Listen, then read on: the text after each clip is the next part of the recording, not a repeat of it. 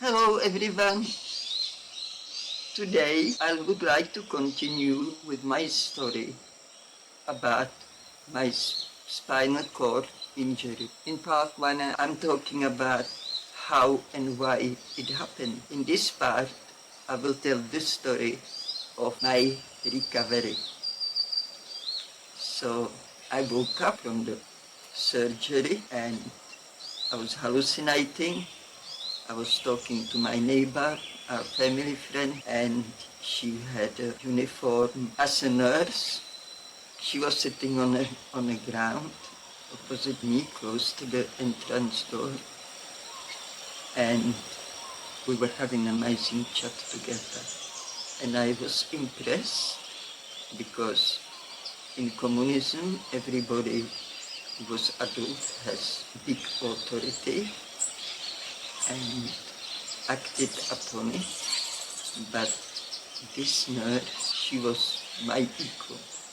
We were on the same level, and that was precious for me. After a few hours, I was coming to myself, and I was very happy that God exists. That I knew now for sure the most important thing I always want to know. And that matters for me most, so I was happy. Whatever was going on didn't concern me because I knew in my heart, in all my being, there is a God. I was in a room that was very strict. We were in a way locked in. Nobody can come visit, only the staff who work in there, and they have a special call to get in. And no other things from outside could come in, even books or anything. I was begging for books. But in the end, they actually somehow managed to give me this, I don't know the name of it, comics book, about those boys called Rychlé šípy, Fast Arrows. It was very popular in those days, but I would not read it otherwise. That was too for boys kind of thing. But anyway, I enjoyed reading it. So I was in a good place. Plus, I was free from abusive environment, unhealthy environment, and I was treated by everybody very well. So because I was on such a strict wall, I have 2 visits from my parents. First time, I would not remember the time frame, but maybe 1 week after the surgery, they wheeled me out in a big hallway, and my parents came. They can talk to me only like for half an hour, and they asked me what would I like. They wanted to buy me a present, and they would like to know what I would like as a present. And I didn't have to think twice. I know my wishes very well. My big wish, since I can remember, was long hair. I was fascinated by long hair because it was right to see.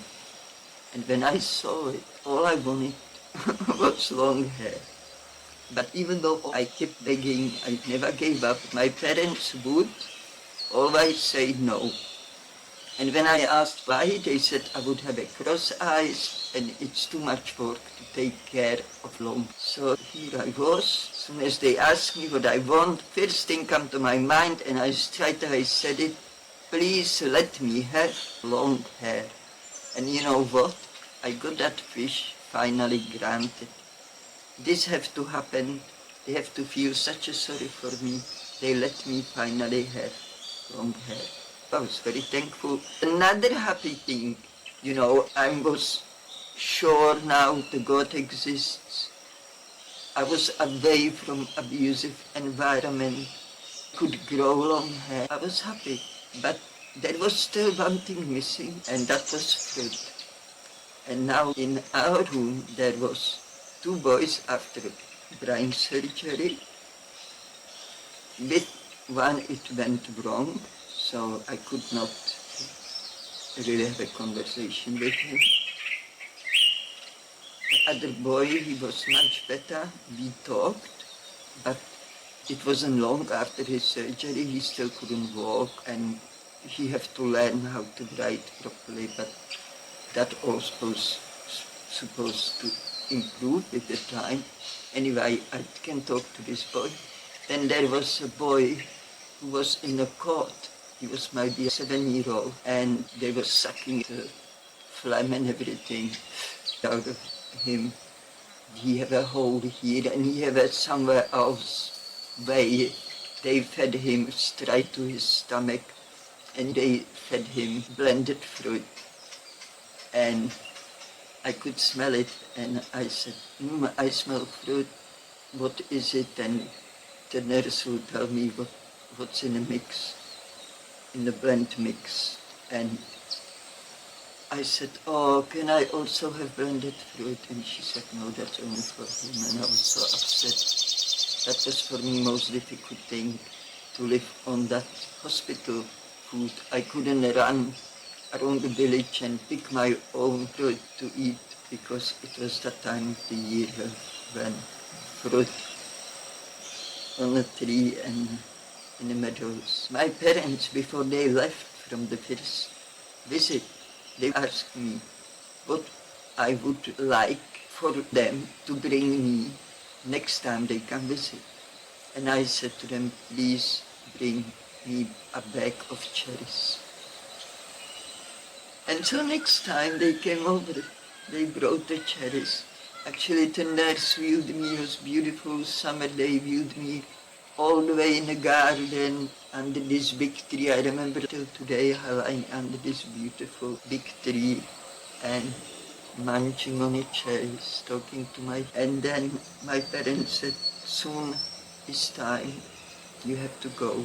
Let's say goodbyes before the nurse comes to fetch you. And when they said that, I said, yeah, but I didn't finish my cherries. I need to finish my cherries, please.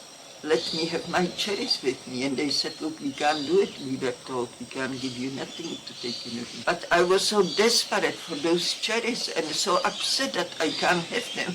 So oblivious to the rules of the war, how come I can't have a cherry? So they smuggled them somehow under my nightie or something, I don't know.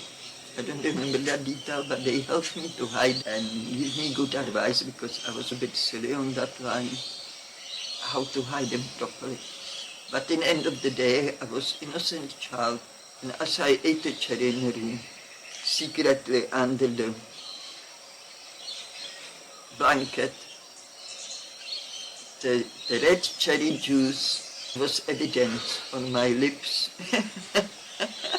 So when the nurse came to turn me around the bed, she noticed that, and she knew that I got the chair in the garden, and she said, where is the cherries? And I was so scared. I was very scared of any authority, and I was starting apologizing right away. But I was really sad that she's going to take those cherries away from me. That was my biggest sadness about it. So she took the cherries away. We got away with it, like my parents and stuff. But maybe not, I don't know, because they never come visit since, and I don't have an idea how long I was in that hospital. But I would guess max 6 weeks.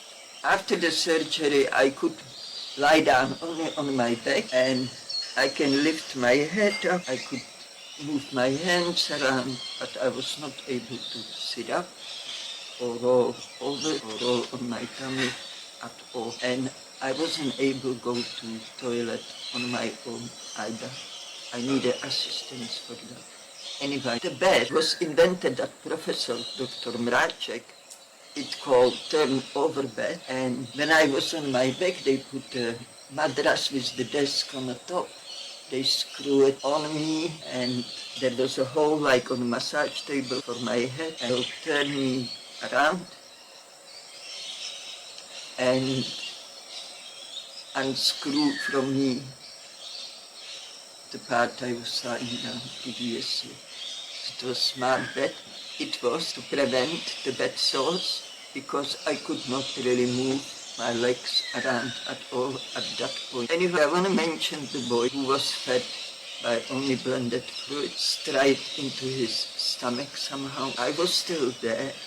Then he recovered. They took all the pipes, whatever he has attached to him. They sealed the hole in here, and they took the bed sheet, which was always over his cot, unless they went to attend him.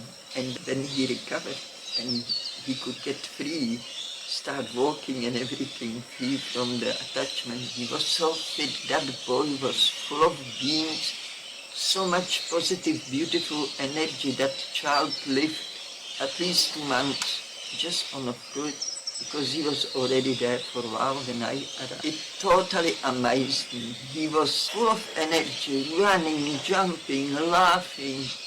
He lived it to the max.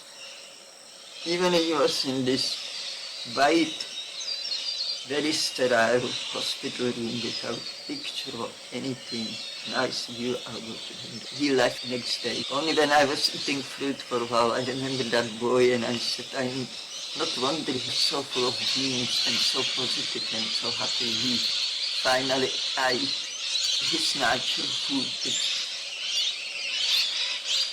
beautiful, beautiful story. And I'm sure the fruit helped in his recovery.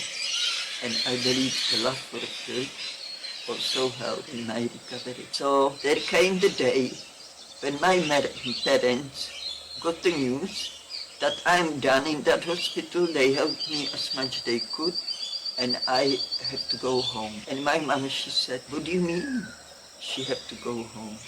She needs 24/7 care. She needs help with elimination. She needs help with everything and turning around in a bed and stuff. How I'm going to manage to do that? I have at home 2 more kids, one 4-year-old, one 15-year-old, 14-year-old, and I have 2 jobs. And how are we going to manage? If I stop working, I still would not know anybody how to take proper care of my daughter. Plus, she needs somebody to do some exercise or something. She can't just lie down like this forever. But all they were saying, look, not our business, we done what we could. We just have to take her home. That's all we can. Obviously, there was no follow-up. That wasn't organized by government. Any follow-up for those kind of scenarios. So what really happened, where I went, what happened next, you will hear in part number 3, 3 in Czech language, 3 in the 3rd part of this story, because my recovery was long and there is heaps I have to share with you about it as well. So don't forget about love. Cultivate the love in your heart. Give it, receive it. Love your enemy. And lots of love to you all. Till next time.